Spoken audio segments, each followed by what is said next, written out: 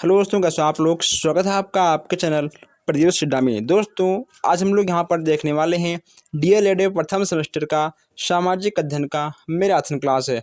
दोस्तों, मैं आपको बता दूं कि यह आपका बहुत ही अच्छा क्लास होने वाला है।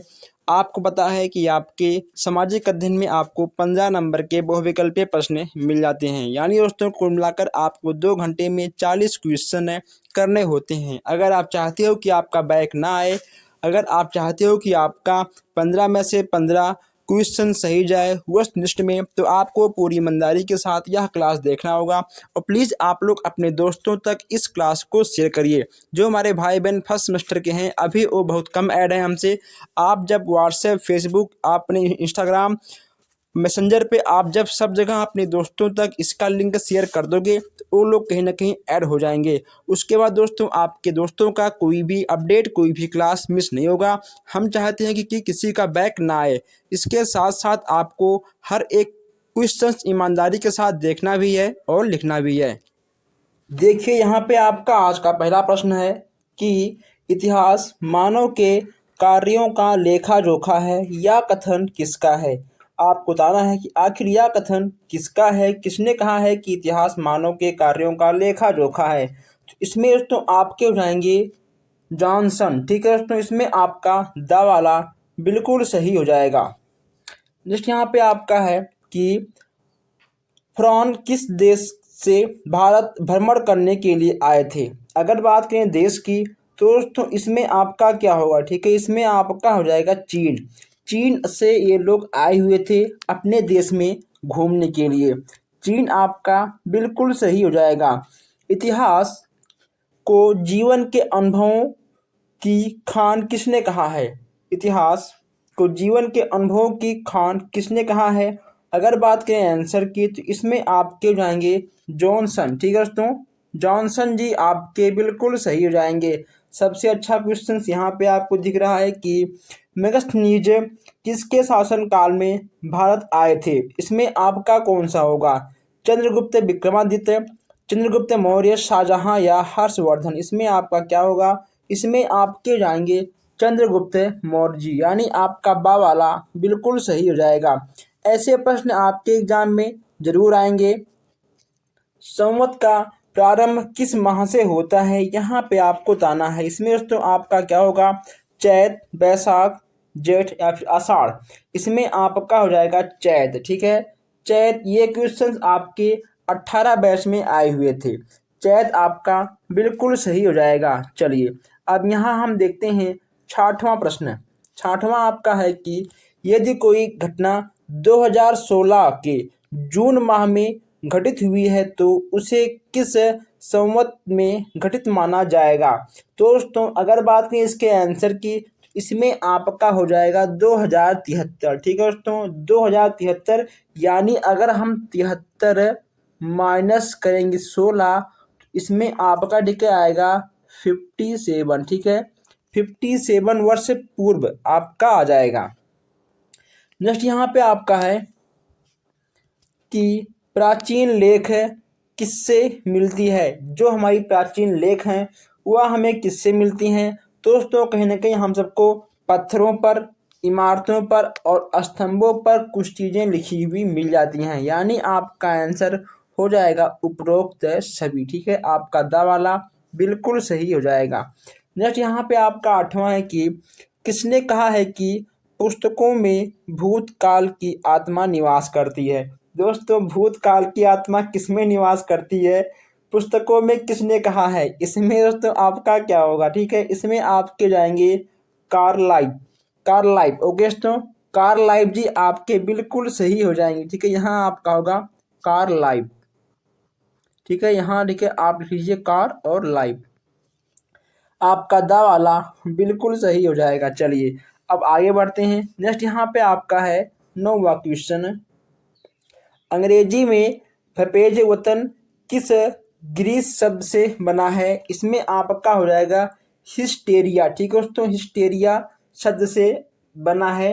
और यहाँ पे आपका नेक्स्ट क्वेश्चन है कि मानव ने जो कुछ किया और कहा है, यह है यहाँ तक कि जो उसने सोचा है वह इतिहास है। दोस्तों, एक मनुष्य जो कुछ कहता है, जो कुछ सोचता है, वह आपका एक प्रकार का इतिहास है। यह कथन किसका है, यहाँ पे आपसे ऐसे क्वेश्चंस घुमा के पूछ लिए जाएंगे, इसलिए आपको प्रश्नों को एक बार दो बार अच्छे से पढ़ के फिर आपको आंसर पे टिक लगाना है।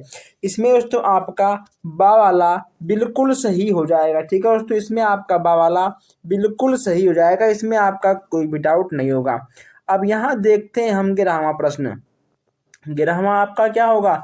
11वां आपका है कि किस काल में मानव घटनाओं का कोई लिखित विवरण प्राप्त नहीं होता है। अब यहाँ पर दोस्तों लिखित की बात की जा रही है कि आखिर किस काल में लिखित घटना प्राप्त नहीं होती। इसमें आपका हो जाएगा प्रागैतिहासिक काल। ठीक है, यानी आपका आ वाला बिल्कुल सही हो जाएगा। नेक्स्ट यहाँ पे आपका है कि 8000 ईस्वी पूर्व से 4000 ईस्वी पूर्व तक का समय क्या कहलाता है। दोस्तों क्या कहलाएगा, इसमें आपको बताना है। इसमें आपका हो जाएगा मध्य पाषाण युग। क्या होगा इसमें? इसमें आपका मध्य पाषाण काल युग हो जाएगा। इसमें आपका बिल्कुल सही हो जाएगा। चलिए अब यहाँ हम देखते हैं 13वां प्रश्न।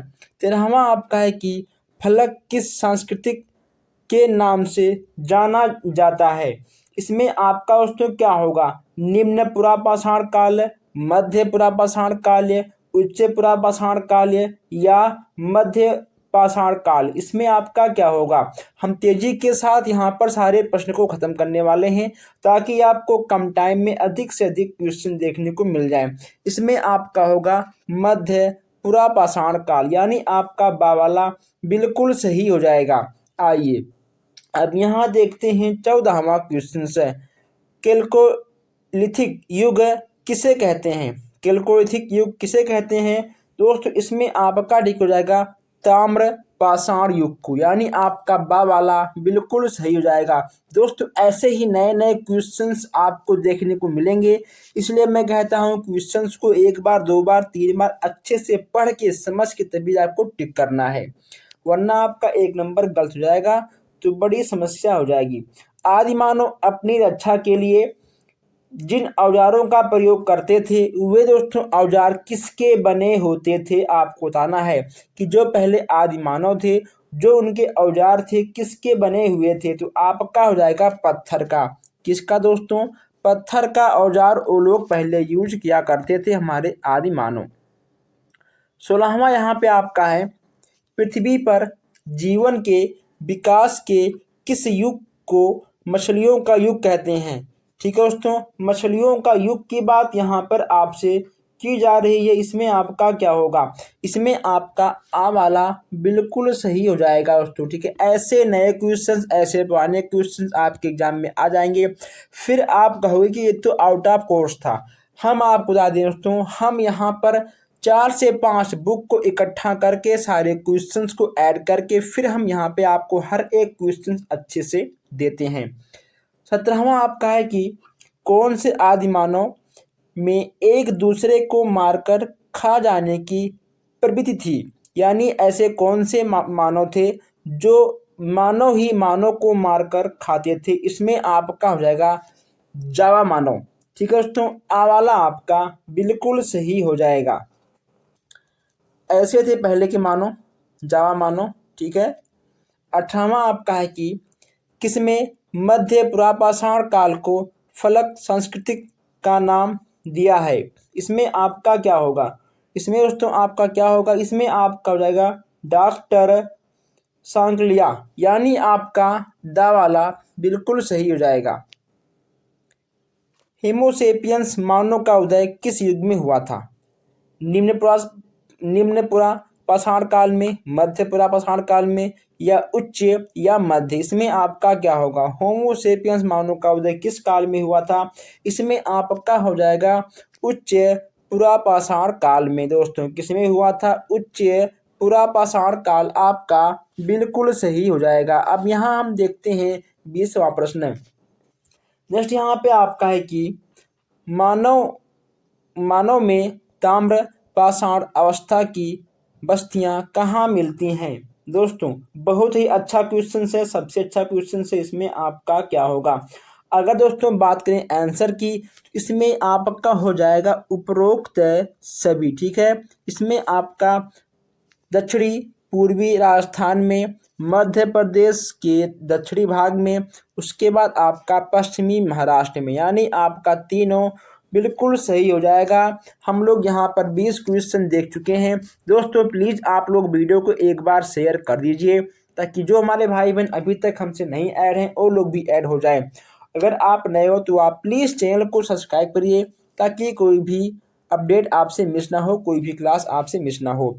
21 यहाँ पे आपका है कि मानव का प्रथम पालतू पशु कौन था। दोस्तों यह आपको पता है, इसमें आपका हो जाएगा कुत्ता। ठीक है दोस्तों, मानव का प्रथम पालतू पशु आपका कौन सा था, इसमें आपका होगा कुत्ता। ठीक है, चलिए 22 यहाँ पे आपका है कि संसार का प्रथम पालतू पशु कौन सा था, भेड़, बकरी, घोड़ा या कुत्ता। दोस्तों इसमें भी आपका कुत्ता बिल्कुल सही हो जाएगा दोस्तों, क्योंकि कुत्ते से वफादार कुछ भी नहीं था। दोस्तों इसको कहीं ना कहीं अपने हेल्प में, दूसरों की भी हेल्प में यह अच्छे से काम कर रहा था।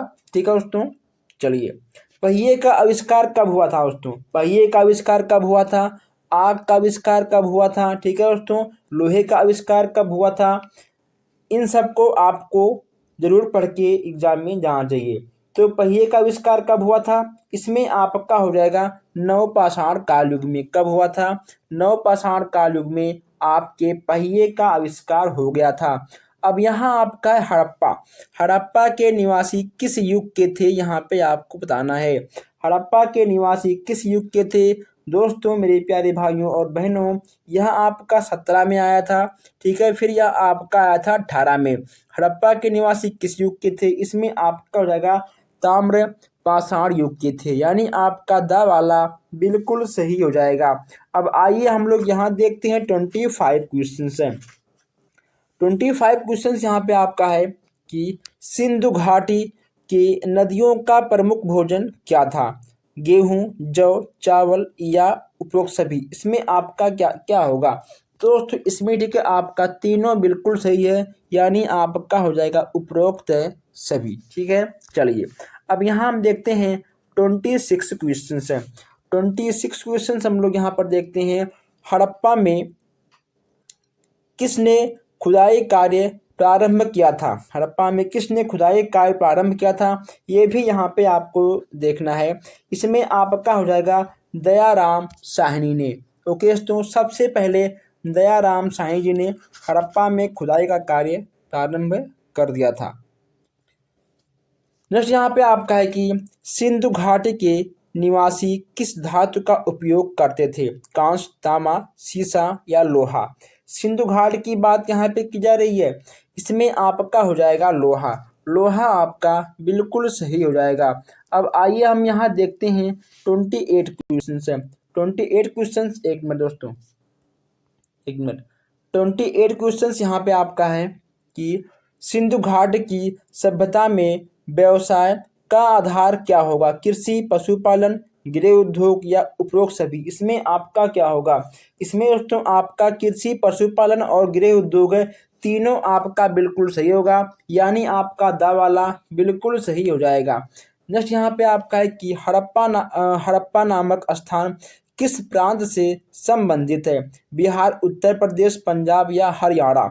इसमें दोस्तों आपका क्या होगा, बहुत सिंपल क्वेश्चन है, बहुत ही अच्छा क्वेश्चन है। इसमें आपका होगा पंजाब से। किससे दोस्तों, पंजाब प्रांत से संबंधित है। तीसवा यहाँ पे आपका है कि मोहन जोदड़ो ने प्राप्त नर्तकी की मूर्ति किस धातु से बनी है दोस्तों, जिसको हम बोलते हैं नटराज। ठीक है दोस्तों, जो आपकी नटराज की मूर्ति है वह आपकी किस धातु से बनी है, तो वह आपका हो जाएगा कांसा। ओके दोस्तों, आ वाला आपका बिल्कुल सही हो जाएगा। यहाँ पे आपका 31 है, सिंधु घाट की सभ्यता में परिवारों का स्वरूप था। सिंधु घाट के सभ्यता में परिवारों का स्वरूप दोस्तों क्या था, इसका 30 प्रश्न आगे हो चुका है। ठीक है, ये आपका 31 प्रश्न है। अगर बात करें आंसर की, इसमें आपका आंसर नंबर बा वाला बिल्कुल सही हो जाएगा। हम यहाँ बहुत तेजी के साथ सारे प्रश्नों को कवर करने वाले हैं ताकि आपका एक भी प्रश्न ना छूटे। यहाँ पे नेक्स्ट आपका है कि मोहनजोदड़ो का अर्थ क्या है। दोस्तों बहुत ही आसान क्वेश्चन है, बहुत ही आसान प्रश्न है। इसमें आपका हो जाएगा मृतकों का, ठीक है, टीला, यानी आपका सा वाला बिल्कुल सही हो जाएगा। जो क्वेश्चन आपको नया दिखे आप उस प्रश्नों को नोट करते हुए आगे बढ़िए। नेक्स्ट यहाँ पे आपका है 33, दजला और फरात नदियों के तट पर किस सभ्यता का विकास हुआ था। सिंधु घाटी सभ्यता, मिस्र की सभ्यता, चीन की सभ्यता या मेसोपोटामिया की सभ्यता। इसका हो जाएगा आंसर आपका मेसोपोटामिया की सभ्यता, यानी आपका दावाला बिल्कुल सही हो जाएगा। अब यहाँ देखते हैं 34 क्वेश्चन से। मिस्र की सभ्यता का विकास किस नदी के किनारे पे हुआ था। इसमें दोस्तों आपका क्या होगा, इसमें आपका हो जाएगा नील नदी। दोस्तों की नदी आपकी कौन सी थी, इसमें आपका हो जाएगा नील नदी। चलिए दोस्तों यहाँ पे आपका 35 प्रश्न है कि मिस्र के किस राजा ने गिजा के पिरामिडों का निर्माण किया था। इसमें आपका क्या होगा, दोस्तों इसमें आपका दा वाला बिल्कुल सही हो जाएगा। दोस्तों आप लोग इस क्लास को शेयर करते हुए चलिए, और आप लोग अगर नए हो तो आप प्लीज़ चैनल को सब्सक्राइब करिए ताकि कोई भी अपडेट आपसे मिस ना हो। अब यहाँ पे आपका 36 है कि मेसोपोटामिया की सभ्यता का जन्म कहाँ हुआ था। मेसोपोटामिया की सभ्यता का जन्म कहाँ हुआ था, दजला फ्रात नदी के पास हुआ था, यानी आपका दावाला बिल्कुल सही हो जाएगा। नेक्स्ट यहाँ पे आपका है कि पिरामिड पिरामिड किस देश में है। दोस्तों पिरामिड आपका किस देश में है, यूनान, रोम, मिस्र या फिर सऊदी अरब में। पिरामिड आपका किस देश में है, यहाँ पे आपको बताना है। इसमें आपका हो जाएगा मिस्र। ओके दोस्तों मिस्र आपका बिल्कुल सही हो जाएगा। कभी कभी पूछ लेगा आपसे आपके एग्जाम में कि आर्य का अर्थ क्या होता है। दोस्तों मैं आपको बता दूं कि आर्य का जो अर्थ होता है वह हो जाएगा आपका श्रेष्ठ, ठीक है। आर्य का अर्थ आपका श्रेष्ठ हो जाएगा। दोस्तों कई गांव मिलकर क्या बनते थे, कई गांव मिलकर आपके विष कहलाते थे। ठीक, कभी कभी पूछेगा आपसे कि विष किसे कहते हैं, तो आपको बताना होगा कि कई गांव मिलके आपके विष बनते थे। बुद्ध काल के कितने महाजनपद थे। दोस्तों बुद्ध काल में आपके 16 महाजनपद थे। चलिए अब हम चलते हैं अपने प्रश्नों की ओर। यहाँ पे दोस्तों आपका नेक्स्ट प्रश्न है कि सिंधु घाटी की सभ्यता के कितने वर्षों बाद वैदिक सभ्यता का उदय हुआ था। बहुत ही अच्छा क्वेश्चन है, बहुत ही सुपर क्वेश्चन है। इसमें आपका हो जाएगा 1000 वर्ष बाद। ठीक है दोस्तों आपका आ वाला बिल्कुल सही हो जाएगा। नेक्स्ट यहाँ पे आपका है कि पूर्व वैदिक सभ्यता के निवासी जो वस्त्र पहनते थे क्या कहलाते थे। इसमें आपका क्या होगा, इसमें दोस्तों आपका निविवास और अधिवास है, यानी आपका हो जाएगा उपरोक्त सभी। इसमें आपका दा वाला बिल्कुल सही हो जाएगा। ठीक है चलिए नेक्स्ट यहाँ पे आपका है कि पूर्व वैदिक सभ्यता में सुनार को कहा जाता था। जो पूर्व वैदिक सभ्यता थी उस टाइम पर सुनार को क्या कहा जाता था। इसमें आपका क्या होगा, तो दोस्तों इसमें आपका सा वाला बिल्कुल सही हो जाएगा। ठीक है इसमें आपका सा वाला बिल्कुल सही हो जाएगा। प्राचीन प्राचीन कुरु जनपद की राजधानी कहाँ थी। प्राचीन कुरु जनपद की राजधानी दोस्तों कहाँ थी, इसमें आपको बताना है। इसमें आपका हो जाएगा हस्तिनापुर। क्या होगा इसमें, इसमें आपका हस्तिनापुर बिल्कुल सही हो जाएगा। आगे बढ़ते हैं, यहाँ देखते हैं हम लोग नेक्स्ट क्वेश्चन से। हम यहाँ पर एक भी प्रश्न आपके नहीं छोड़ेंगे, हर प्रश्नों को हम ऐड करते हुए आगे बढ़ेंगे और कम टाइम में हम यहाँ पे आपको अधिक से अधिक प्रश्न देने का प्रयास कर रहे हैं। नेक्स्ट यहाँ पे आपका है कि मथुरा किस प्राचीन महाजनपद की राजधानी थी। इसमें आपका क्या होगा, मथुरा किस प्राचीन महाजनपद की राजधानी थी। इसमें आपका हो जाएगा सुरसेन। ठीक है यानी आपका आवाला सुरसेन बिल्कुल सही हो जाएगा। नेक्स्ट यहाँ पे आपका है कि वर्तमान के भागलपुर की प्राचीन समय में किस नाम से जाना जाता था। वर्तमान में भागलपुर का जो प्राचीन नाम था वह आपका क्या था आपको बताना है। तो इसमें आपका देखिए हो जाएगा अंग, यानी आपका दा वाला बिल्कुल सही हो जाएगा। जैसे यहाँ पे आपका है कि सिकंदर की मृत्यु हुई थी। सिकंदर की मृत्यु आपका किस ईस्वी में हुआ था आपको बताना है। इसमें आपका हो जाएगा 323 ईस्वी पूर्व। दोस्तों क्या होगा आपका 323 ईस्वी पूर्व सिकंदर का मृत्यु हो गया था। नेक्स्ट यहाँ पे आपका है कि महावीर स्वामी ने अपने शरीर का त्याग कब किया था। महावीर स्वामी ने अपने शरीर का त्याग कब किया था आपको बताना है। इसमें आपका हो जाएगा 6 से 68 ईस्वी पूर्व। ठीक है दोस्तों, आपका इसमें सवाला बिल्कुल सही हो जाएगा। नेक्स्ट यहाँ पे आपका है कि जैन धर्म के उदय होने का प्रमुख कारण क्या था। जैन धर्म के उदय होने का प्रमुख कारण आपसे पूछा गया है। इसमें आपका कौन सा होगा। ब्राह्मणों का अधिक महत्व, बलि प्रथा, या फिर कठोर जाति प्रबंध। ओके दोस्तों, कठोर जाति बंधन, ठीक है, या फिर उपरोक्त सभी। इसमें आपका क्या होगा। इसमें आपका हो जाएगा उपरोक्त सभी, यानी आपका दा वाला बिल्कुल सही हो जाएगा। जस्ट यहाँ पे आपका है कि जैन धर्म का प्रमुख सिद्धांत क्या था। जो जैन धर्म था उसका प्रमुख सिद्धांत क्या था आपको ये बताना है। ठीक है, चलिए दोस्तों, अगर बात करें आंसर की तो ये तीनों आपके बिल्कुल सही हो जाएंगे, यानी आपका दा वाला बिल्कुल सही हो जाएगा। भगवान बुद्ध जी का जन्म कहाँ हुआ था। दोस्तों कहाँ हुआ था आपको बताना है। ठीक है, कब हुआ था। भगवान बुद्ध जी का जन्म किस ईस्वी में हुआ था आपको बताना है। बहुत ही आसान प्रश्न है। इसका हुआ था 563 ईस्वी पूर्व में। ठीक है, यानी आपका आ वाला बिल्कुल सही हो जाएगा। नेक्स्ट यहाँ पे आपका है कि बौद्ध धर्म का प्रमुख सिद्धांत है। बौद्ध धर्म का प्रमुख सिद्धांत आपका क्या होगा। तो दोस्तों इसमें आपका दा वाला बिल्कुल सही हो जाएगा। ठीक है दोस्तों, इसमें आपका दा वाला बिल्कुल सही हो जाएगा। चलिए आगे बढ़ते हैं। नेक्स्ट यहाँ पे आपका है कि वैदिक काल में एक ही वंश के सभी लोगों को कहते थे। वैदिक काल में एक ही वंश के सभी लोगों को क्या कहा जा था। इसमें आपको बताना है। इसमें दोस्तों आपका क्या होगा। वंशज, परिवार, भीड़, या फिर जन। इसमें आपका देखो हो जाएगा वंशज, यानी आपका वंश। ठीक है, एक वंश जो चलता है उसे हम लोग बोलते हैं वंशज। गद्य और पद्य दोनों में रचित वेद कौन सा है। जो ऐसा कौन सा वेद है जो गद्य और पद्य दोनों में लिखा गया है। आपका दोस्तों कौन सा होगा। ऋग्वेद, सामवेद, यजुर्वेद, या फिर अर्थवेद। अगर बात करें आंसर की तो आंसर आपका होगा आवाला, यानी आपका ऋग्वेद बिल्कुल सही हो जाएगा। आइए दोस्तों आगे बढ़ते हैं। नेक्स्ट यहाँ पे आपका है कि अपने देश का आदर्श राष्ट्रीय वाक्य यानी सत्यमेव जयते कहाँ से लिया गया है। सत्यमेव जयते कहाँ से लिया गया है आपको बताना है।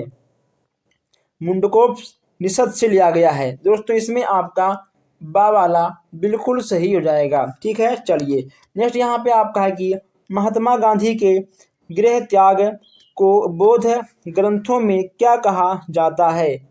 इसमें आपका क्या होगा। इसमें दोस्तों आपका आ वाला बिल्कुल सही हो जाएगा। अगर जो हमारे भाई बहन नए हैं, जो लोग अभी तक चैनल को सब्सक्राइब नहीं किए हैं, वो लोग सब्सक्राइब कर लें ताकि कोई भी क्लास कोई भी अपडेट आपसे मिस ना हो। ठीक है दोस्तों, और जो लोग सब्सक्राइब कर चुके हैं वो लोग एक बार वीडियो को शेयर कर दें। चलिए आगे बढ़ते हैं हम लोग। अब साध्यवाद किस धर्म के दर्शन का मूल आधार होता है। इसमें आपका क्या होगा। शैव धर्म, बौद्ध धर्म, भगवत धर्म, या फिर जैन धर्म। इसमें आपका क्या होगा। इसमें ठीक है आपका हो जाएगा जैन धर्म। ठीक है, आपका जैन धर्म बिल्कुल सही हो जाएगा।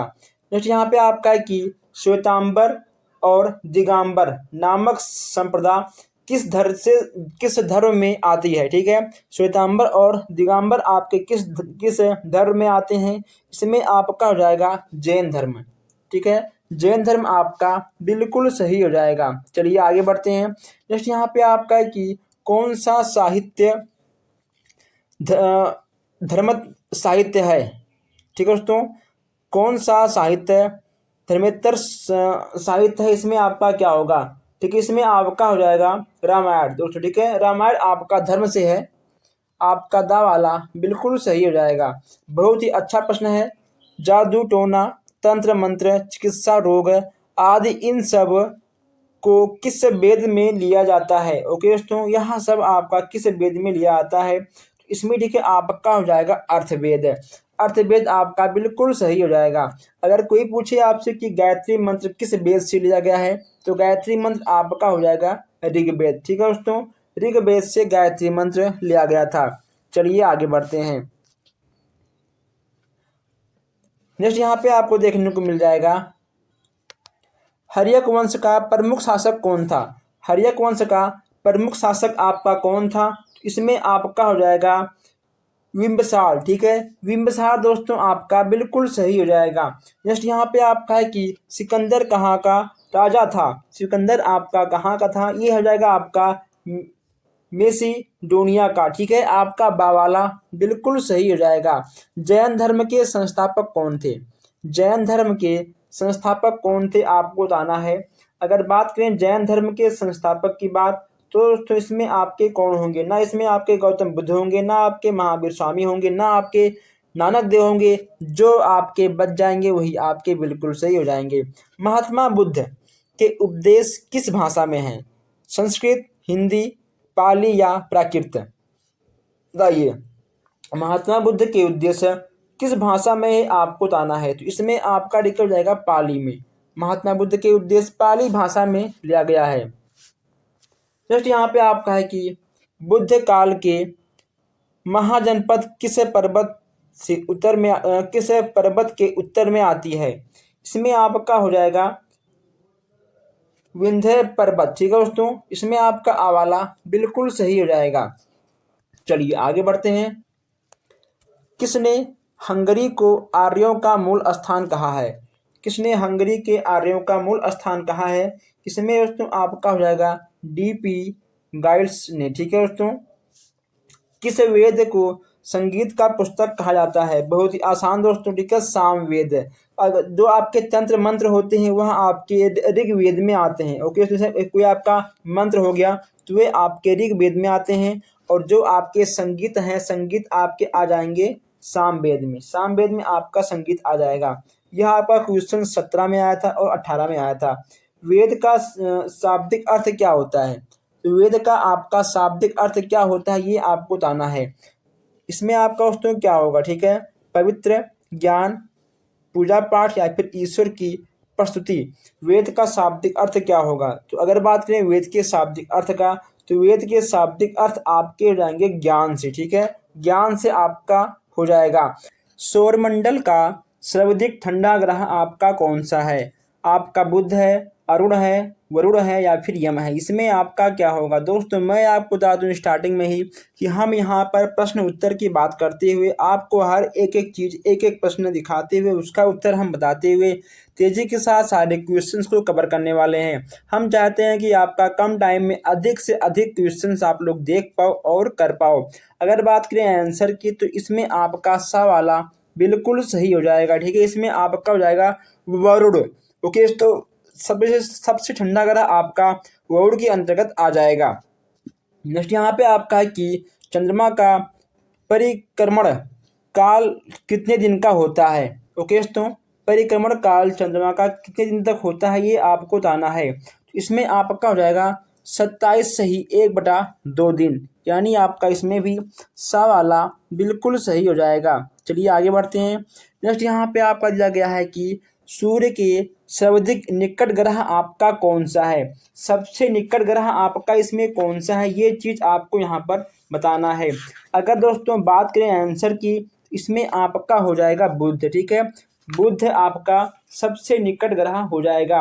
अगर बात करें क्रम की, तो सबसे पहले आपका होता है बुध, शुक्र, पृथ्वी, मंगल, बृहस्पति, शनि, अरुण और वरुण। ठीक है, कुल मिलाकर आपके 8 ग्रह होते हैं। ग्रह आपका कितना होता है, आपका 8 ग्रह आपको देखने को मिल जाएगा। नेक्स्ट यहाँ पे आपका है कि पृथ्वी का उपग्रह कौन सा है। अब यहाँ पृथ्वी के उपग्रह के बारे में कहा गया है, तो पृथ्वी का उपग्रह आपका हो जाएगा चंद्रमा। नेक्स्ट यहाँ पे आपका है कि सौरमंडल का सर्वाधिक छोटा ग्रह इसमें से आपका कौन होगा, इसमें आपका हो जाएगा बुध। ठीक है दोस्तों, और सबसे बड़ा आपका बृहस्पति होगा और छोटा आपका बुध हो जाएगा। आइए आगे बढ़ते हैं। पृथ्वी के कक्ष में परिक्रमण करने वाला उपग्रह हमें दिखाई दे सकता है, दोस्तों कब दिखाई दे सकता है आपको बताना है। रात्रि में किसी भी समय हम सबको दिखाई देगा, यानी आ वाला आपका बिल्कुल सही हो जाएगा। ठीक है दोस्तों, दिन के समय आपको नहीं दिखेगा, ना सूर्य अस्त के बाद ना सूर्य उदय होने से पहले। जैसे यहाँ पे आपका है कि चंद्रमा पृथ्वी का उपग्रह है, क्यों? अब यहाँ पर क्यों की क्वेश्चंस आ गई है, क्योंकि पृथ्वी की परिक्रमा करता है। ओके दोस्तों, चंद्रमा पृथ्वी का परिक्रमा करता है, इसीलिए चंद्रमा पृथ्वी का उपग्रह हो जाता है। चंद्रमा पर पहुंचने वाला पहला मानव कौन सा है? पहला मानव आपका कौन है? बहुत ही सिंपल क्वेश्चन है, आपका सवाला बिल्कुल सही हो जाएगा। तो दोस्तों ऐसे प्रश्न आपको एग्जाम में देखने को मिल जाते हैं। चलिए आगे बढ़ते हैं। जस्ट यहाँ पे आपको देखने को मिल जाएगा कि अपने प्रकाश से चमकने वाला प्राकृतिक पिंड कौन सा है? दोस्तों अपने प्रकाश से चमकने वाला प्राकृतिक पिंड आपका कौन सा है, इसमें आपको बताना है। दोस्तों आपने देखा होगा ध्रुव तारा। ठीक है, आपका बा वाला बिल्कुल सही हो जाएगा। नेक्स्ट यहाँ पे आपका है कि हेली है एक। हेली आपका एक क्या है? हेली आपका एक प्रकार का धूमकेतु है। क्या है? धूमकेतु आपका एक प्रकार का हो जाएगा। नेक्स्ट यहाँ पे आपका है कि क्षुद्र ग्रह पाए जाते हैं। क्षुद्र ग्रह आपका किस में पाए जाते हैं? तो मैं आपको बता दूं, मंगल तथा बृहस्पति के मध्य ही क्षुद्र, दोस्तों कहा गया है कि क्षुद्र ग्रह पाए जाते हैं मंगल और बृहस्पति के मध्य में, यानी बीच में। मध्य माने आपका होता है बीच में, मंगल और बृहस्पति के बीच में आपको क्षुद्र ग्रह मिल जाएंगे। ठीक है, सवाल आपका बिल्कुल सही हो जाएगा। नेक्स्ट यहाँ पे आपका है कि ग्रह को अंग्रेजी में क्या कहते हैं? दोस्तों ग्रह को अंग्रेजी में क्या कहते हैं, इसमें आपका सवाला बिल्कुल सही हो जाएगा। दोस्तों एक बार नहीं 1000 बार यह प्रश्न आपसे पूछा गया है, हमारे सौरमंडल में ग्रहों की कुल संख्या कितनी है? अभी हमने आपसे कहा था कि 8। ठीक है, कितने आपके हैं? जो आपके सौरमंडल में ग्रह हैं उनकी जनसंख्या 8 है। नेक्स्ट यहाँ पे आपको देखने को मिल जाएगा कि पुच्छल तारे बने होते हैं। पुच्छल तारे आपके किसके बने होते हैं? ये आपके जाएंगे चट्टाने, ओके दोस्तों, बर्फ, धूल और गैस और आकाशीय पिंड से बने होते हैं। पुच्छल तारा आपने देखा होगा, बहुत ही कम निकलता है दोस्तों, बहुत ही रेयर केस में होता है, तब निकलता है। जैसे यहाँ पे आपको देखने को मिल जाएगा कि सूर्य के चारों ओर परिक्रमा करने वाले खगोलीय पिंड कहलाते हैं। आपके खगोलीय पिंड कहलाते हैं, इसमें आपका क्या होगा? इसमें आपका हो जाएगा ग्रह। ठीक है दोस्तों, ग्रह आपका बिल्कुल सही हो जाएगा। सूर्य के सबसे दूर स्थित ग्रह कौन सा है? सूर्य के सबसे दूर स्थित ग्रह कौन सा है, इसमें आपको बताना है। तो दोस्तों इसमें आपका बा वाला बिल्कुल सही हो जाएगा। 1000 बार ये प्रश्न आपको मिल जाएंगे हर कंपटीशन एग्जाम में। हमारी आकाशगंगा के एक छोर से दूसरे छोर तक जाने में प्रकाश में लगभग कितना समय लगता है? दोस्तों कितना समय लगता है आपको यहाँ बताना है। 1,00,000 वर्ष कितना लगता है? 1,00,000 वर्ष आपका यहाँ पे बिल्कुल सही हो जाएगा। तेजी के साथ हम यहाँ पर सारे प्रश्न आपको दिखाने वाले हैं, कराने वाले हैं और आगे बढ़ने वाले हैं। नेक्स्ट यहाँ पे आपका कि फोबोस तथा डोबोस किस ग्रह के प्राकृतिक उपग्रह हैं? ओके दोस्तों, किस ग्रह के प्राकृतिक उपग्रह हैं? इसमें आपका हो जाएगा मंगल। किसका होगा? मंगल आपका बिल्कुल सही देखने को मिल जाएगा। 19वां आपका है कि चंद्रमा द्वारा सूर्य का प्रकाश परावर्तित करके पृथ्वी पर भेजा जाता है, वह कहलाता है। इसमें दोस्तों आपका हो जाएगा चांदनी। ठीक है, चांदनी आपका बिल्कुल सही हो जाएगा। पृथ्वी के निकट कौन सा ग्रह स्थित है? पृथ्वी के निकट कौन सा ग्रह स्थित है? तो दोस्तों हमने आपसे कहा था कि बुध, शुक्र, पृथ्वी, मंगल। ठीक है, तो पृथ्वी के निकट दोस्तों आपका शुक्र हो जाएगा। ठीक है दोस्तों, क्योंकि शुक्र आपका पृथ्वी से 11 करोड़ किलोमीटर है, लेकिन मंगल आपका 23 करोड़ किलोमीटर। ठीक है, तो यहाँ पे आपका पृथ्वी का हो जाएगा शुक्र, यानी आपका आ वाला बिल्कुल सही हो जाएगा। दोस्तों आइए हम लोग आगे बढ़ते हैं, और जो हमारे भाई बहन अभी तक चैनल को सब्सक्राइब नहीं किए हैं वो लोग सब्सक्राइब कर लें, ताकि कोई भी अपडेट आपसे मिस ना हो। आइए दोस्तों अब यहाँ पे हम देखते हैं नेक्स्ट क्वेश्चन से। नेक्स्ट यहाँ पे आपको देखने को मिल जाएगा कि शोधों के अनुसार सर्वप्रथम मानचित्र का निर्माण किया गया। इसमें आपका क्या होगा, मिस्र में, चीन में, जापान में या फिर भारत में। तो दोस्तों इसमें आपका हो जाएगा मिस्र, ठीक है, यानी आपका आ वाला बिल्कुल सही हो जाएगा। नेक्स्ट यहाँ पे आपको देखने को मिल जाएगा कि मापक के अनुसार मानचित्र का प्रकार है। मापक के अनुसार इसमें आपका मानचित्र का प्रकार इसमें आपका कौन सा होगा, इसमें आपका आ और बा, ठीक है, दीर्घ मापन मानचित्र और लघु मापन मानचित्र। आपके ये दोनों सही होंगे, यानी आपका आ और बा बिल्कुल सही हो जाएगा। चलिए दोस्तों नेक्स्ट यहाँ पे आपका है कि 16वीं शताब्दी में किस विद्वान ने मानचित्र बनाने की विधि का आविष्कार किया। तो यहाँ पे आपको जानना है कि 16वीं शताब्दी में किस विद्वान ने मानचित्र बनाने की विधि का आविष्कार किया था। बहुत दोस्तों अच्छा क्वेश्चन है, इसमें आपका बा वाला बिल्कुल सही हो जाएगा, ठीक है। मानचित्र का प्रमुख घटक किसने मानचित्र का प्रमुख घटक है, इनमें से क्या नहीं है। अब यहाँ पे पूछा गया कि आखिर मानचित्र का ऐसा कौन सा प्रमुख घटक है जो इनमें से आपका नहीं है, ठीक है। दिशा, दूरी, प्रतीक और चित्र। दोस्तों चित्र इसमें आपका, ठीक है, नहीं होगा। दोस्तों आपके मानचित्र में दिशा, प्रतीक और दूरी देखने को मिल जाएगा, लेकिन उसमें आपको चित्र देखने को नहीं मिलेगा। दोस्तों चलिए अब यहाँ पर हम देखते हैं थोड़ा सा भूगोल से संबंधित। मैं आपको बता दूं कि सामाजिक अध्ययन में आपको मिक्स क्वेश्चन मिलते हैं, ठीक है। आपके एग्जाम में आपको मिक्स क्वेश्चन आपको देखने को मिल जाएंगे, इसीलिए हम यहाँ पर सारे मिक्स क्वेश्चंस को एक एक करके आपको दिखा रहे हैं और समझा रहे हैं। यहाँ पे आपको नेक्स्ट मिल जाएगा कि भूमध्य रेखा प्रकट करती है। इसमें आपका क्या होगा, इसमें आपका होगा 0 अंश अक्षांश को, ठीक है, 0 अंश अक्षांश को।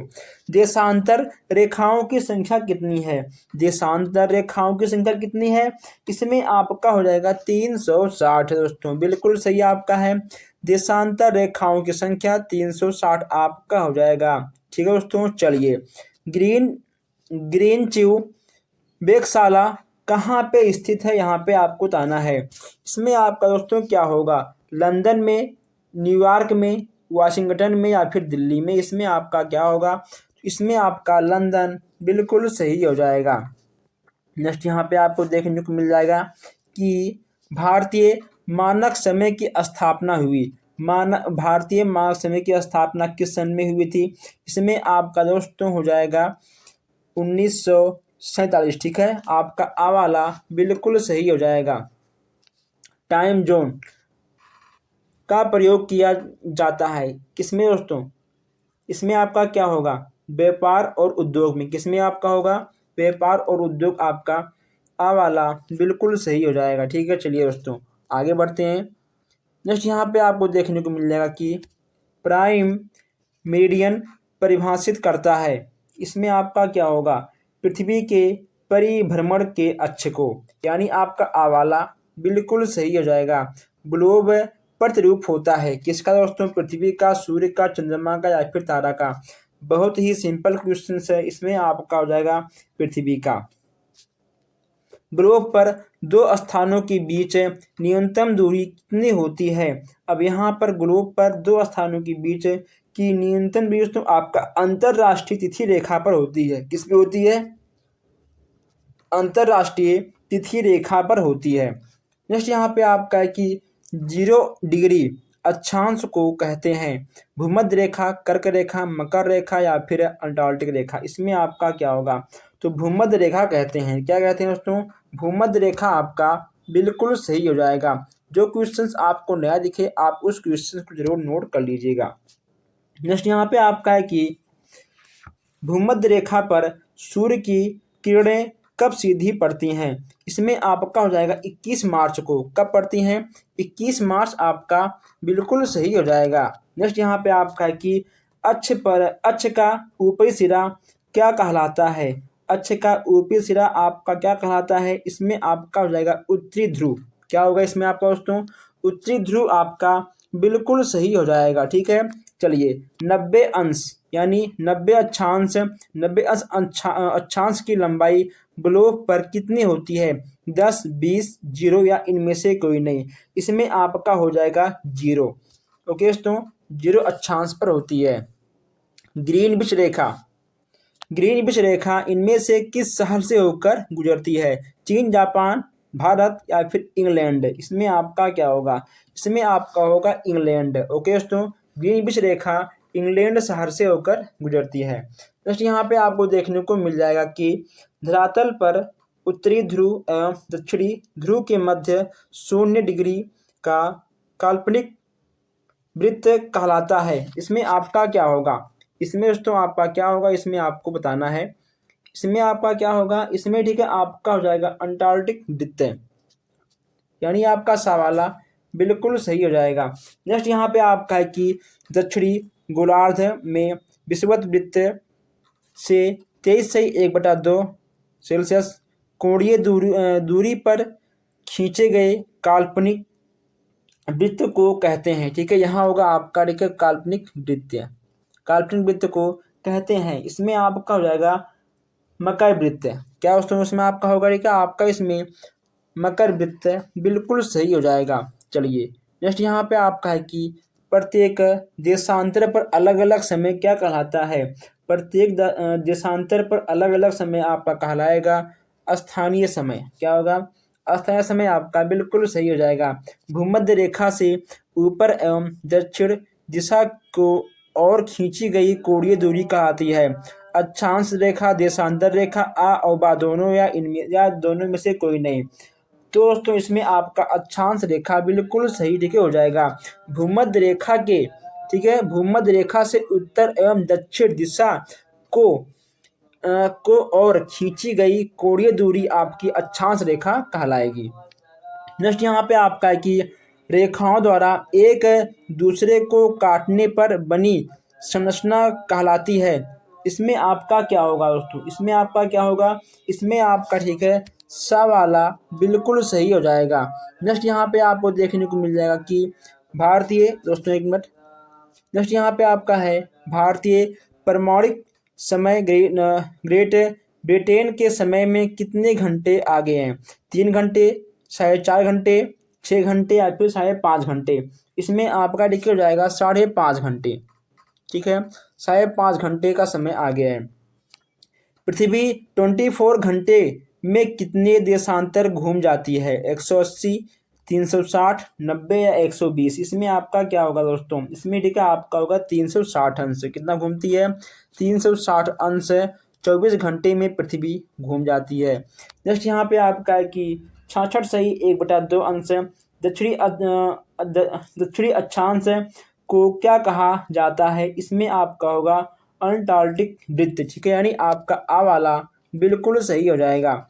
नेक्स्ट यहाँ पे आपका है कि दोनों ध्रुवों को मिलाते हुए ग्लोब पर सीधी खींची जाती है। इसमें आपका क्या होगा? अक्षांश रेखा, देशांतर रेखा, आ और बा दोनों या इनमें से कोई नहीं। तो दोस्तों इसमें ठीक है आपका हो जाएगा देशांतर रेखा।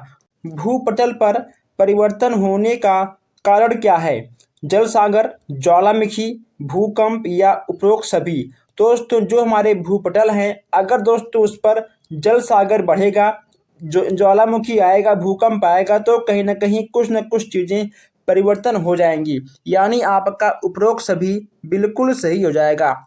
नेक्स्ट यहाँ पे आपका है कि एक से दूसरे ज्वार के बीच का अंतर क्या होता है? देखिए दोस्तों, ज्वार ठीक है भाटा, ज्वार भाटा दोस्तों ठीक है। जो आपकी लहरें उठती हैं उन्हें ज्वार कहते हैं और जो गिरती हैं उन्हें कहते हैं भाटा। तो यही आपसे पूछा गया है कि एक से दूसरे ज्वार के बीच की अंतर क्या होता है? तो मैं आपको बता दूं, इसमें आपका हो जाएगा 12 घंटा 13 मिनट। ठीक है दोस्तों। नेक्स्ट यहाँ पे आपका है कि एक पूर्णिमा से दूसरे पूर्णिमा तक अपनी कलाओं को पूरा करने में चंद्रमा का लगने वाला समय कितना होता है? इसमें आपका हो जाएगा 29 दिन 8 घंटे। ओके दोस्तों, कितना होगा आपका? 29 दिन 8 घंटे आपका हो जाएगा। नेक्स्ट यहाँ पे आपको दिख रहा है नीचे, समुद्र के पानी में ज्वार भाटा आने का प्रमुख कारण क्या होता है। ये सारे क्वेश्चंस आपके भूगोल के हैं। ऐसे क्वेश्चंस आपको देखने को मिल जाते हैं। अब दोस्तों यहाँ पूछा गया है आपसे कि आखिर कौन सा कारण ऐसा है कि जो समुद्र में ज्वार भाटा लेकर आता है। इसमें दोस्तों आपका सबसे सिंपल हो जाएगा चंद्रमा का गुरुत्वाकर्षण। ठीक है दोस्तों, चंद्रमा के गुरुत्वाकर्षण की वजह से समुद्र में ज्वार भाटा आता है। ठीक है, चलिए नेक्स्ट यहाँ पे आपका है कि पृथ्वी अपनी धुरी पर घूमती है। पृथ्वी अपनी धुरी पे घूमती है पूर्व से पश्चिम की ओर, पश्चिम से पूर्व की ओर, पूर्व से दक्षिण की ओर या उत्तर से दक्षिण की ओर। बताइए इन चारों में आपका कौन सा होगा। तो मैं आपको बता दूं इसमें आपका होगा दा वाला, उत्तर से दक्षिण की ओर। तो दोस्तों ऐसे क्वेश्चंस आपको मिल जाएंगे। नेक्स्ट यहाँ पे आपका है कि पृथ्वी पर दिन एवं रात होने का कारण क्या है। पृथ्वी पर दिन और रात होने का दोस्तों कारण क्या है। तो मैं आपको बता दूं कि पृथ्वी का अपने अक्ष पर घूर्णन। ठीक है, ओके, तो पृथ्वी का अपने अक्ष पर घूमना ही दिन रात होने का कारण कहलाता है। आगे बढ़ते हैं। नेक्स्ट यहाँ पे आपको देखने को मिल जाएगा ग्लोब से क्वेश्चन। नेक्स्ट यहाँ पे आपका है कि ग्लोब पर उस वृत्त को क्या कहते हैं जो दिन रात में विभाजित करता है, उसे हम लोग क्या कहेंगे। तो दोस्तों उसे कहेंगे हम लोग प्रकाश वृत्त। ठीक है, आपका बा वाला बिल्कुल सही हो जाएगा। नेक्स्ट यहाँ पे आपका है कि पृथ्वी के जिस स्थान पर सूर्य की किरणें ठीक सीधी लंबवत पड़ती हैं वहाँ का समय होता है। वहाँ का समय क्या होता है, वहाँ दोपहर के 12 बजे होते हैं। 21 जून की स्थिति की परिवर्तित स्थिति होती है। इसमें आपका हो जाएगा 22 दिसंबर। ओके दोस्तों, जो काम आपका 21 जून में होता है दोस्तों, ठीक है, उसका उल्टा आपका 22 दिसंबर को होता है। आपका दोस्तों 21 जून और 22 दिसंबर आपका डेट अलग अलग है, लेकिन दोनों का काम एक ही है। चलिए आगे बढ़ते हैं। नेक्स्ट यहाँ पे आपको देखने को मिल जाएगा कि जब चंद्रमा पृथ्वी और सूर्य के बीच में आ जाता है तब कौन सा घटना होती है। भूकंप, ज्वालामुखी, चंद्र ग्रहण या फिर सूर्य ग्रहण। पृथ्वी दोस्तों देखिए जब चंद्रमा, ठीक है, जब चंद्रमा पृथ्वी और सूर्य के बीच में आ जाती है उसमें आपका क्या रहेगा, उसमें ठीक है आपका आ जाएगा सूर्य ग्रहण। 23 सितंबर को सूर्य की किरणें किस रेखा पर सीधी पड़ती हैं। 23 सितंबर को सूर्य की किरणें किस रेखा पर सीधी पड़ती हैं ये आपको बताना है। इसमें आपका हो जाएगा विषुवत रेखा। ठीक है दोस्तों, आ वाला आपका बिल्कुल सही हो जाएगा। आगे बढ़ते हैं। नेक्स्ट यहाँ पे आपका है कि पृथ्वी को सूर्य के एक चक्कर लगाने में क्या कहा जाता है। ठीक है, पृथ्वी को सूर्य के एक चक्कर लगाने को क्या कहा जाता है, उसे कहते हैं परिक्रमण। ठीक है दोस्तों, परिक्रमण आपका बिल्कुल सही हो जाएगा।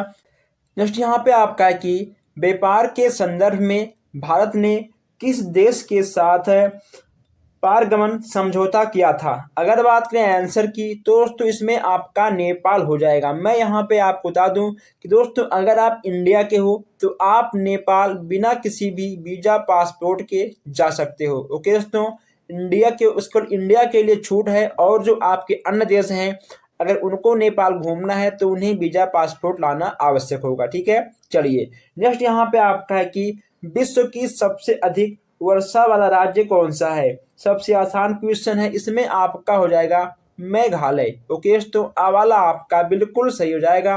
इसमें आपका होगा मेघालय। नेक्स्ट यहाँ पे आपका है कि वह क्षेत्र क्या कहलाते हैं जहाँ शिकार और चराई पूर्णता प्रतिबंधित होता है। इसमें आपका हो जाएगा राष्ट्रीय उद्यान। दोस्तों जहाँ पे शिकार नहीं कर सकते हो और दोस्तों वहाँ पे आप अपने जानवर को लाकर जो वहाँ पे दोस्तों ठीक है घास होते हैं ना, आप घास को अपने जंतुओं को दे पाओगे ना आप वहाँ पर घास काट पाओगे। ठीक है, जो किसान है उनके लिए है, तो ये आपके राष्ट्रीय उद्यान के अंतर्गत आ जाएंगे। चलिए दोस्तों आगे बढ़ते हैं। नेक्स्ट यहाँ पे आपको देखने को मिल जाएगा कि इसमें आपका है भारतीय अंतरिक्ष ठीक है। भारतीय अंतरिक्ष केंद्र कहाँ पे है? भारतीय अंतरिक्ष केंद्र आपका कहाँ पर है, ये आपको बताना है। तो ये जो आपको यहाँ पर तीनों दिख रही हैं, ऐसे प्रश्न जहां आपको मिले दोस्तों, वहां पे आपको उपरोक्त सभी ही मानना होता है, क्योंकि दोस्तों 98% आपका उपरोक्त सभी ही सही हो जाता है। ठीक है दोस्तों, चलिए नेक्स्ट यहाँ पे आपका है कि सुदूर संवेदी ग्रह का उपयोग होता है। दोस्तों हमने आपसे अभी कहा था कि उपरोक्त सभी आपको मारना है, इसमें भी दोस्तों ठीक है आपके तीनों बिल्कुल सही हो जाएंगे। इसमें भी आपका देखिए होगा उपरोक्त सभी। नेक्स्ट यहाँ पे आपका है कि नासा ने किस अभियान में रूस के साथ मिलकर कार्य किया था? नासा ने किस अभियान में रूस के साथ मिलकर कार्य किया था? दोस्तों इसमें आपका देखिए हो जाएगा अपोलो स्विच परीक्षण परियोजना, यानी आपका बा वाला बिल्कुल सही हो जाएगा। नेक्स्ट यहाँ पे आपका है कि नासा द्वारा व्यावसायिक क्रू कार्यक्रम कब प्रारंभ हुआ था? 2007 में, 2008 में, या फिर 2010 में, या 2012 में? इसमें आपका क्या होगा? तो इसमें आपका बिल्कुल सही हो जाएगा, ठीक है, सा वाला, यानी आपका हो जाएगा 2010। ठीक है, चलिए नेक्स्ट यहाँ पे आपका है कि भारतीय अंतरिक्ष अनुसंधान संगठन का मुख्यालय कहाँ है? इसमें आपका हो जाएगा बंगलोर में। कहाँ पर दोस्तों? ठीक है, बंगलोर आपका बिल्कुल सही हो जाएगा। चलिए आगे बढ़ते हैं।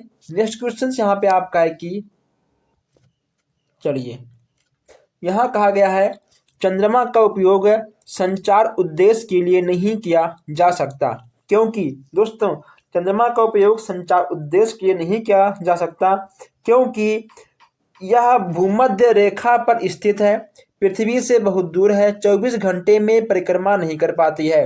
दोस्तों इसमें आपका होगा उपरोक्त है सभी। दोस्तों यहाँ पे आपका है कि भारत द्वारा मंगल ग्रह के अध्ययन के लिए मंगलयान का सफल परीक्षण किया गया, किस सन में किया गया, ये आपको बताना है। 2013 में, 14 में, 15 में, या 16 में? तो मैं आपको बता दूं इसमें आपका होगा 2013। ठीक है, यानी आपका आ वाला बिल्कुल सही हो जाएगा। चलिए आगे बढ़ते हैं। नेक्स्ट यहाँ पे आपका है कि वायुमंडल के किस स्तर पर सर्वाधिक मौसमी घटना घटित होती है? ओके दोस्तों, वायुमंडल का ऐसा कौन सा स्तर है? ठीक है, समताप मंडल है, या क्षोभ मंडल है, आयन मंडल है, या फिर आपका वायुमंडल है? ऐसा कौन सा मंडल है जहां पर मौसमी घटनाएं हमेशा घटती रहती हैं? इसमें आपका हो जाएगा क्षोभ मंडल। ठीक है दोस्तों, ऐसे प्रश्न आपको देखने को मिल जाते हैं। ये प्रश्न आपका 17 में आया था और आपका 18 में आया था। नेक्स्ट यहाँ पे आपका है कि मंगल ग्रह पर जीवन की संभावना को व्यक्त करने वाला कौन सा परमाणु मिला है?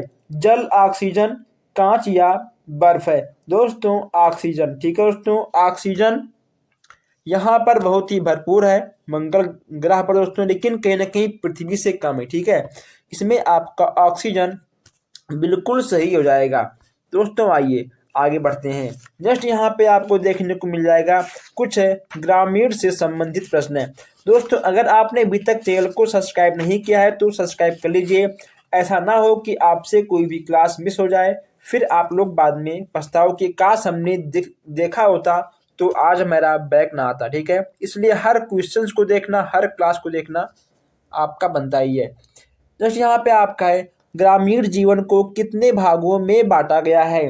ग्रामीण जीवन को कितने भागों में बांटा गया है?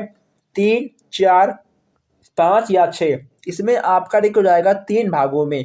ओके दोस्तों, ग्रामीण जीवन को 3 भागों में बांटा गया है। नेक्स्ट यहाँ पे आपका है कि नगरीय जीवन शैली का दोष है। नगरीय जीवन शैली का दोष यहाँ पे कहा गया है। इसमें दोस्तों आपका क्या होगा? ठीक है, हमने आपसे कहा था कि 89% आपका उपरोक्त सभी सही हो जाता है। दोस्तों यही आपका सही है। ग्रामीण जीवन शैली के विकास का कारण क्या है? इसमें आपका क्या होगा उसमें? इसमें आपका क्या होगा? तो अगर हम प्रश्न की बात करें इसमें ठीक है आपका होगा आ और बा, ठीक है, दोनों, यानी आपका जनसंख्या वृद्धि और ठीक है औद्योगिकरण आपके दोनों बिल्कुल सही हो जाएंगे, यानी आपका सा वाला बिल्कुल सही है। नेक्स्ट यहाँ पे आपका है कि भारत का सबसे अधिक जनसंख्या वाला राज्य कौन सा है? महाराष्ट्र, पंजाब, बिहार या उत्तर प्रदेश है? भारत का सबसे अधिक जनसंख्या वाला राज्य कौन सा है? इसमें ठीक है आपका हो जाएगा उत्तर प्रदेश। ओके तो आपका उत्तर प्रदेश है, बिल्कुल सही हो जाएगा। चलिए आगे बढ़ते हैं। नेक्स्ट यहाँ पे आपका है कि भारतीय लोकतंत्र के समक्ष चुनौती कौन सा है? इसमें दोस्तों आपका क्या होगा? गुट निरपेक्षता, धर्मनिरपेक्षता या फिर सांप्रदायिकता या इनमें से कोई नहीं। तो दोस्तों इसमें ठीक है आपका हो जाएगा सांप्रदायिकता, यानी आपका सा वाला बिल्कुल सही हो जाएगा। आइए दोस्तों आगे बढ़ते हैं। यहाँ पे आपको एक क्वेश्चन दोस्तों और दिख रहा है, यह आपका very very most important question है, इसलिए हमने इसको ले लिया है। देखिए इसमें कहा गया है आपसे कि अस्थाई स्वशासन की ग्रामीण संस्था है, इसमें आपका क्या होगा? ठीक है इसमें आपको जाएगा जनपद पंचायत। ठीक है दोस्तों जनपद पंचायत आपका हो जाएगा।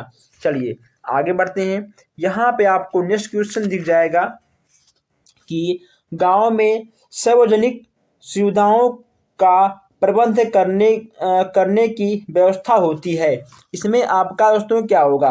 अगर ठीक है बात करें उत्तर की, इसमें ठीक है आपका हो जाएगा विकास खंड शासन द्वारा। ओके दोस्तों जो भी विकास होता है गांव में वह विकास खंड शासन द्वारा किया जाता है।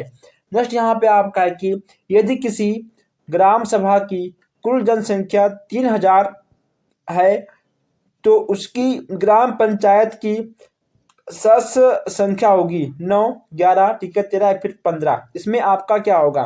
तो इसमें ठीक है आपका हो जाएगा 15, यानी आपका दा वाला बिल्कुल सही हो जाएगा।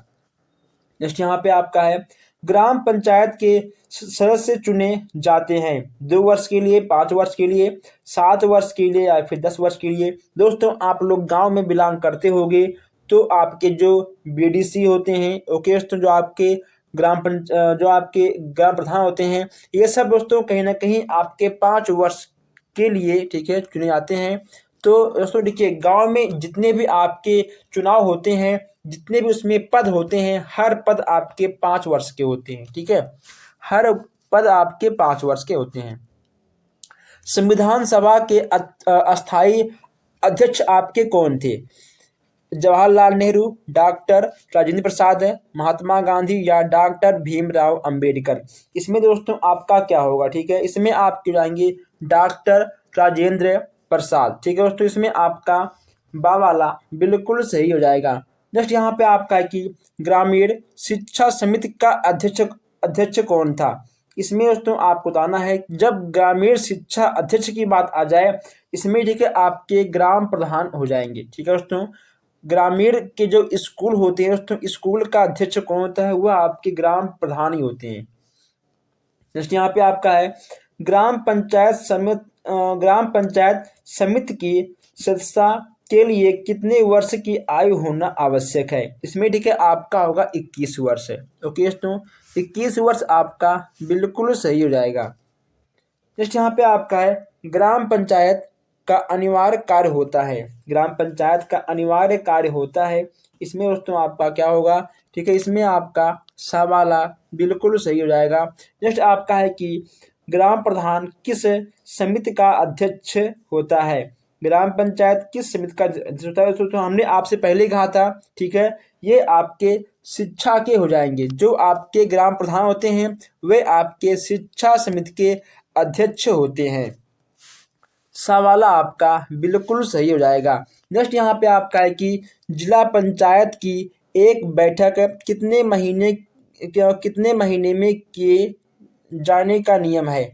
जिला पंचायत की दोस्तों जो बैठक होती है वह 1 महीने में कितने बार एक बैठक दोस्तों कितने महीने के अंतराल में होता है? यह ठीक है आपका हो जाएगा 3 महीने के अंतराल में। ठीक है नेक्स्ट आपका है पंचायती राज व्यवस्था में पंचायत समिति किस स्तर पर गठित होती है?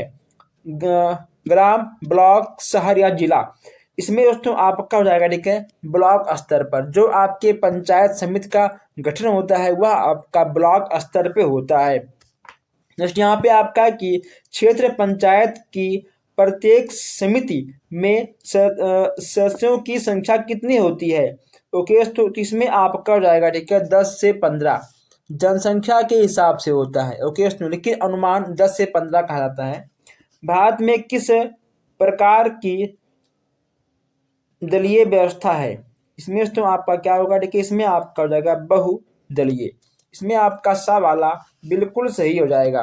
दोस्तों आइए, अगर आपने अभी तक चैनल को सब्सक्राइब नहीं किया है तो कर लीजिए, ताकि कोई भी क्लास कोई भी अपडेट आपसे मिस ना हो।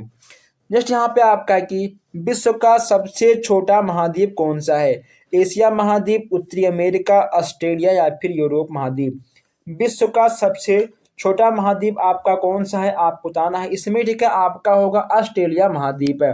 नेक्स्ट यहाँ पे आपका है कि एशिया का सबसे बड़ा वाणिज्यिक नगर जो स्वतंत्र देश है वह दोस्तों आपका क्या है? ठीक है, इसमें आपका हो जाएगा सिंगापुर। ऑस्ट्रेलिया का प्रमुख शहर दोस्तों है, इसमें से आपका बताना है कि आखिर ऑस्ट्रेलिया का प्रमुख शहर आपका कौन सा है। दोस्तों हम थोड़ा अधिक तेज चल रहे हैं ताकि सभी क्वेश्चंस आपके कम टाइम में हो जाएं, ठीक है, क्योंकि दोस्तों बस कुछ घंटे बाकी हैं आपके एग्जाम स्टार्ट होने में। ठीक है दोस्तों, अब आप जो भी आपका दिन बचा है उसे आप घंटे में गिनिए, ठीक है, ना कि आप उसको दिन में गिनिए। तो आपके पास टाइम कम है, काम बहुत ज़्यादा है। ऑस्ट्रेलिया का प्रमुख शहर, तो इसमें आपका क्या होगा, इसमें ठीक है आपका हो जाएगा सिडनी, यानी आपका सवाला बिल्कुल सही हो जाएगा। परीक्षा के केंद्र को क्या कहा जाता है? परीक्षा के केंद्र को दोस्तों क्या कहा जाता है? इसमें ठीक है आपका जाएगा कोड। नेक्स्ट यहाँ पे आपका है कि एशिया महाद्वीप। दोस्तों एशिया महाद्वीप के किस क्षेत्र के निवासी किर्गिज कहलाते हैं? इसमें दोस्तों आपका क्या होगा, ठीक है, इसमें आपका दा वाला बिल्कुल सही हो जाएगा। यूरोप महाद्वीप के किस क्षेत्र में ना तो जाड़ों में बर्फ पड़ती है और ना गर्मी में लू चलती है? दोस्तों वाह क्या बात है, ना जाड़ों ना दोस्तों ठंडी में बर्फ और ना गर्मी के मौसम में लू। दोस्तों बहुत ही अच्छा महाद्वीप है। तो इसमें से आपका क्या होगा, इसमें दोस्तों आपका हो जाएगा पश्चिमी यूरोप में, ठीक है, पश्चिमी यूरोप में आपका बिल्कुल सही हो जाएगा। विश्व का लगभग 70% कोयला किस महाद्वीप से निकलता है? दोस्तों किस महाद्वीप से निकलता है? इसमें ठीक है आपका हो जाएगा यूरोप महाद्वीप। ओके दोस्तों, 70% कोयला यूरोप महाद्वीप से ही निकलता है। चलिए आगे बढ़ते हैं। नेक्स्ट यहाँ पे आपका है कि किस महाद्वीप का 2/3 भाग भूमध्य रेखा के उत्तर तथा 1/3 भाग भूमध्य रेखा के दक्षिण में पड़ा है? इसमें दोस्तों आपका क्या होगा, ठीक है, इसमें आपका हो जाएगा अफ्रीका, यानी आपका आ वाला बिल्कुल सही हो जाएगा। जस्ट यहाँ पे आपका है कि भारत का सबसे लंबी तट रेखा वाला राज्य कौन सा है? इसमें आपका हो जाएगा गुजरात। ओके दोस्तों, गुजरात आपका बिल्कुल सही हो जाएगा। कैनियन का निर्माण होता है किससे दोस्तों? नदी से, हवा से या फिर ग्लेशियर से, समुद्री लहरों से। इसमें आपका क्या होगा, इसमें दोस्तों आपका हो जाएगा नदी से। नेक्स्ट यहाँ पे आपका है कि अंटार्कटिका महाद्वीप में भारत द्वारा अभी हाल ही में कौन सा शोध केंद्र स्थापित किया गया है? तो इसमें दोस्तों आपका क्या होगा, ठीक है, इसमें आपका हो जाएगा भारती। भारती आपका बिल्कुल सही हो जाएगा। ओके दोस्तों, भारती आपका बिल्कुल सही हो जाएगा। पैदल सड़क पार करने का नियम आपका क्या होता है? दोस्तों आपको इजी हार्ड सारे क्वेश्चंस एग्जाम में मिल सकते हैं, इसीलिए हम यहाँ पर सारे क्वेश्चंस को मिक्स तो ले रहे हैं। दोस्तों ना आप अगर आपको पैदल जाना है, दोस्तों जो बीच में व्हाइट पट्टी तो लगी होती है उसको बोलते हैं जेब्रा क्रॉसिंग, ठीक है दोस्तों, तो उस पर आपको चलकर सड़क को पार करना होगा, ठीक है। चलिए नेक्स्ट यहाँ पे आपको जाएगा कि दोपहिया चलाते समय हेलमेट ना पहनना किस धारा के अंतर्गत आएगा? यह आपका आएगा धारा 129। ओके दोस्तों, यह आपका धारा 129 आ जाएगा। यह आपको वैसे भी काम आएगा, आपके एग्जाम में भी काम आ जाएगा। नेक्स्ट यहाँ पे आपका है कि चाणक्य द्वारा लिखित अर्थशास्त्र में क्या क्या शामिल है? धार्मिक, राजनीतिक या फिर केवल सामाजिक है, या फिर सामाजिक, राजनीतिक, धार्मिक और आर्थिक है? दोस्तों मैं आपको बता दूं कि चाणक्य द्वारा लिखा गया अर्थशास्त्र में आपका ये चारों चीज़ें मिल जाएंगी, ठीक है, यानी राजनीति कैसे करें, समाज में कैसे जिएं, धर्म, हम लोग अपने धार्मिक विचारों को कैसे रखें और आर्थिक रूप से हम लोग कैसे मजबूत हों, ये सब चीज़ें आपको अर्थशास्त्र में देखने को मिल जाएंगे। तो दोस्तों चलिए आगे बढ़ते हैं। यहाँ पे आपका नेक्स्ट क्वेश्चन आपको देखने को मिल जाएगा। जो दोस्तों आपके नगर निगम होते हैं, ठीक है, उसके आय के स्रोत क्या होते हैं? जो आपके नगर निगम होते हैं, देखिए दोस्तों हर किसी का कहीं ना कहीं आय का स्रोत होता है, ठीक है। तो यहाँ पे आपके जो नगर निगम है उनके आय के स्रोत क्या हैं? तो दोस्तों इसमें आपका हो जाएगा जल कर, गृह कर, उसके बाद चुंगी कर, ठीक है। ये आपके तीन हो जाएंगे। ये क्वेश्चन आपके 2 बार आए हुए हैं। इसमें आपका दावाला बिल्कुल सही हो जाएगा।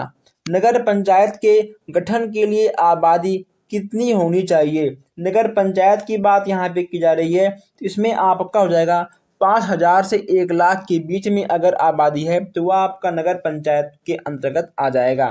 नेक्स्ट यहाँ पे आपका है कि 3 लाख से अधिक जनसंख्या वाले नगरों में किसका गठन किया गया? अब यहाँ पे 3 लाख से अधिक जनसंख्या वाले नगरों की बात की जा रही है, तो दोस्तों इसमें आपका टिक हो जाएगा नगर निगम, यानी जिस गांव की जनसंख्या, जिस नगर की जनसंख्या 3 लाख से अधिक हो जाएगी वहां पे नगर निगम लग जाएगा, ठीक है। आइए दोस्तों आगे बढ़ते हैं। नेक्स्ट यहाँ पे आपका है कि नगर निगम में सदस्यों की संख्या कितनी होती है? 60 से 110, 50 से 100, 40 से 80 या 80 से 150। इसमें आपका क्या होगा? तो मैं आपको बता दूं, इसमें आपका हो जाएगा 60 से 110, ठीक है। आपका आ वाला बिल्कुल सही हो जाएगा। नेक्स्ट यहाँ पे आपका है कि चुनाव के लिए नगर क्षेत्रों को किस खंडों में विभाजित किया जाता है? देखिए दोस्तों जब चुनाव की बात आती है तो दोस्तों वह कहीं ना कहीं वार्ड के रूप में वार्ड के रूप में अलग अलग, ठीक है, बांट जाएगा कि वार्ड नंबर 1, वार्ड नंबर 2, ठीक है। तो ऐसे आपके वार्ड अलग अलग वार्ड में बट जाएंगे जब भी आपका चुनाव होगा। आप लोगों ने जो आपके ग्राम पंचायत का चुनाव होता है आप लोगों ने वोट दिया होगा, आपको पता होगा कि अलग अलग वार्ड नंबर होते हैं। नेक्स्ट यहाँ पे आपका कि नगर पालिका परिषद में सदस्यों की संख्या कितनी होती है? नगर पालिका की बात की जा रही है, इसमें आपका 25 से 55, ओके दोस्तों 25 से 55 आपके हो जाएंगे। अगर बात करें ग्राम पंचायत में, इसमें आपका दोस्तों टिकट हो जाएगा 10 से 25, ठीक है, यानी आपका यहाँ पे जाएगा टिकट 15, लेकिन तो यहाँ पे आपका 10 से 25 टिकट होता है। बस नगर पालिका में आपके 25 से 55 हो जाएंगे।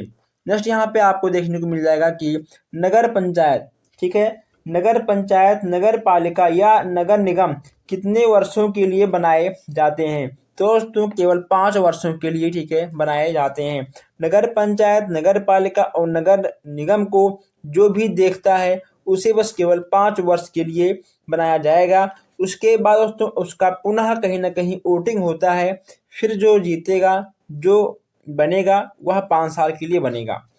नेक्स्ट यहाँ पे आपका है कि नगर पालिका और नगर निगम के भंग होने पर उसका कार्य कौन देखता है? तो यह हो जाएगा आपका सरकार द्वारा नियुक्त प्रशासन, ठीक है। इसमें आपका बा वाला बिल्कुल सही हो जाएगा।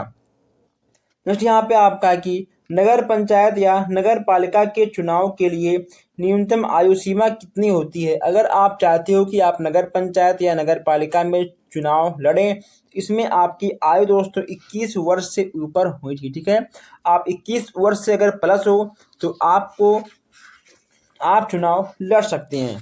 चलिए नेक्स्ट यहाँ पे आपका है कि शहरी क्षेत्रों में कार्य करने वाली संस्थाएं हैं, जो आपके शहरी क्षेत्रों में कार्य करने वाले संस्थाएं हैं कौन कौन से हैं? इसमें दोस्तों आपका नगर पालिका और नगर निगम, ठीक है, आपका दोनों होगा, यानी आपका सा वाला बिल्कुल सही हो जाएगा। नेक्स्ट यहाँ पे आपका है कि ग्रामीण क्षेत्रों में भवन निर्माण की स्वीकृति किससे ली जाती है? ग्राम पंचायत से दोस्तों। किससे ली जाएगी? जब गांव की बात की जा रही है तो यहाँ पे ग्राम पंचायत से ली जाएगी। नेक्स्ट यहाँ पे आपका है कि जनपद स्तरीय शासन के अंतर्गत कौन सा विभाग मादक पदार्थों की बिक्री मादक पदार्थों की बिक्री पर नियंत्रण रखता है। दोस्तों इसमें ठीक है आपका जाएगा आबकारी विभाग है। दोस्तों जैसे आपका होता है पुलिस, ठीक है, वैसे आपका होता है आबकारी विभाग है। दोस्तों ठीक है आपके खाने पीने की चीज़ें होती हैं वह आबकारी के नियंत्रण में रहती हैं, ठीक है दोस्तों। जैसे आपका खोआ हो गया, कुछ भी दोस्तों आपका हो गया, उसमें कोई 2 नंबर का काम ना कर पाए तो उसका देख रेख आबकारी विभाग ही करता है। नेक्स्ट यहाँ पे आपका है कि गांव के मानचित्र में प्रत्येक खेत पर अंकित क्रमांक कहलाता है। इसमें आपका क्या कहलाएगा, वह आपका हो जाएगा जमाबंदी, ठीक है, आपका आ वाला बिल्कुल सही हो जाएगा। नेक्स्ट यहाँ पे आपका है कि जमाबंदी का नवीनीकरण कितने वर्ष पश्चात किया जाता है। 4 वर्ष, 5 वर्ष, 6 वर्ष या फिर 8 वर्ष। इसमें आपका क्या होगा दोस्तों, इसमें ठीक है आपका हो जाएगा 4 वर्ष। नेक्स्ट यहाँ पे आपका है कि भूमि का नामांतरण आवश्यक होता है। इसमें दोस्तों आपका क्या होगा, यह हो जाएगा आपका उत्तराधिकारी से, वसीयत से, ठीक है दोस्तों, दान या भेद से। इसमें आपका हो जाएगा उपरोक्त सभी। आप दोस्तों वसीयत भी कर सकते हो किसी के नाम पर, आप उसका कोई ना कोई आप उसको दान भी कर सकते हो, आप कुछ भी कर सकते हो, आपकी ज़मीन है, आपका घर है, आप कुछ भी करिए। नेक्स्ट यहाँ पे आपका कि कृषि भूमि के गैर कृषि भूमि में बदलाव को क्या कहते हैं। अगर दोस्तों मान लो कोई भूमि ऐसी है जहाँ पे कृषि होती है और जब उसे गैर कृषि भूमि में बदला जाएगा तो वह आपका क्या कहलाएगा, यही आपको बताना है। तो यहाँ पे आपको 4 ऑप्शन दिख रहे हैं, इसमें आपका हो जाएगा भूमि रूपांतरण, ठीक है, आपका बा वाला बिल्कुल सही हो जाएगा। नेक्स्ट यहाँ पे आपका है कि उत्तर प्रदेश पंचायत राज एक्ट के अधिनियम ग्रामीण शिक्षा समिति का अध्यक्ष होता है। दोस्तों कौन होता है, इसमें ठीक है आपका हो जाएगा, इसमें ठीक है आपका हो जाएगा ग्राम प्रधान, ठीक है, ग्राम प्रधान आपका उत्तर प्रदेश पंचायत राज एक्ट के अधीन ग्रामीण शिक्षा समिति का अध्यक्ष हो जाता है। हम इन चीज़ों पर कई बार बात कर चुके हैं। नेक्स्ट यहाँ पे आपका कि शासन की सुविधा के लिए प्रदेश को विभाजित किया जाता है जनपद में। दोस्तों किसमें, जनपदों में, ठीक है, आपका विभाजित किया जाता है। नेक्स्ट यहाँ पे आपका जाएगा कि जिला का प्रमुख पुलिस अधिकारी क्या कहलाता है। जिला का प्रमुख पुलिस अधिकारी आपका क्या कहलाएगा, वह आपका हो जाएगा अधीक्षक, ठीक है, आपका बा वाला बिल्कुल सही हो जाएगा। चलिए आगे बढ़ते हैं। नेक्स्ट यहाँ पे आपका है कि DIOS किस विभाग का प्रमुख अधिकारी होता है। कृषि विभाग का, वन विभाग का, या फिर आबकारी विभाग का, या शिक्षा विभाग का। इसमें आपका क्या होगा दोस्तों, अगर बात करें आंसर की तो यह आपका ठीक हो जाएगा शिक्षा विभाग का। शिक्षा विभाग का आपका बिल्कुल सही हो जाएगा। गांव की समस्त भूमि का निर्धारित प्रकारों का वर्गीकरण करता है, यह आपका कौन करेगा, तहसीलदार, अमीन, या फिर जिलाधिकारी या पटवारी। इसमें आपका क्या होगा दोस्तों, इसमें ठीक है आपका हो जाएगा पटवारी, दा वाला आपका सही हो जाएगा। नेक्स्ट यहाँ पे आपका है कि शहरी क्षेत्रों में भवन निर्माण के लिए स्वीकृति दी जाती है किससे दोस्तों, नगर पालिका से, नगर निगम से, और विकास प्राधिकरण से। यानी आपका दा वाला, ठीक है, आपका तीनों से लिया आता है और आपका दा वाला सही हो जाएगा। नेक्स्ट यहाँ पे आपको देखने को मिल जाएगा कि बेसिक शिक्षा परिषद का प्रमुख कार्य क्या होता है। बेसिक शिक्षा परिषद का प्रमुख कार्य दोस्तों क्या होता है, ये आपको बताना है। तो ये आपके ठीक है तीनों आपके हो जाएंगे, यानी आपका हो जाएगा उपरोक्त सभी, ठीक है, परीक्षाओं की व्यवस्था, पाठ्यक्रमों का निर्धारण और शैक्षिक शोध की व्यवस्था करना, ठीक है, आपके आ बा सा तीन हो जाएंगे। उत्तर प्रदेश पंचायत राज एक्ट कब बनाया गया, किस सन में उत्तर प्रदेश पंचायत राज एक्ट बनाया गया, ये आपको बताना है। तो ये हो जाएगा आपका 1948। कब होगा आपका ठीक हो जाएगा 1948 में बनाया गया था। आइए दोस्तों आगे बढ़ते हैं। नेक्स्ट यहाँ पे आपका है कि जनपद का प्रमुख अधिकारी होता है। जनपद का प्रमुख अधिकारी आपका कौन होता है, इसमें ठीक है आपका हो जाएगा जिला अधिकारी। चलिए नेक्स्ट आपका है कि जिला का कौन सा विभाग किसानों को उत्तम बीज और उत्तम खाद बांटता है। अब यहाँ पे आपका प्रश्न क्या होगा, बहुत ही सिंपल क्वेश्चन है, बहुत ही सिंपल प्रश्न है। इसमें आपका जाएगा कृषि विभाग है। दोस्तों अगर आपने अभी तक वीडियो को लाइक नहीं किया है तो लाइक कर लीजिए और प्लीज़ आप लोग इस क्लास को अपने दोस्तों तक शेयर करिए। अगर आप नए हो तो आप चैनल को सब्सक्राइब कर लीजिए। ओके दोस्तों, ताकि कोई भी प्रश्न कोई भी अपडेट आपसे मिस ना हो। तो बस दोस्तों आज के लिए इतना ही, हम मिलते हैं फिर आपसे नेक्स्ट क्लास में। धन्यवाद।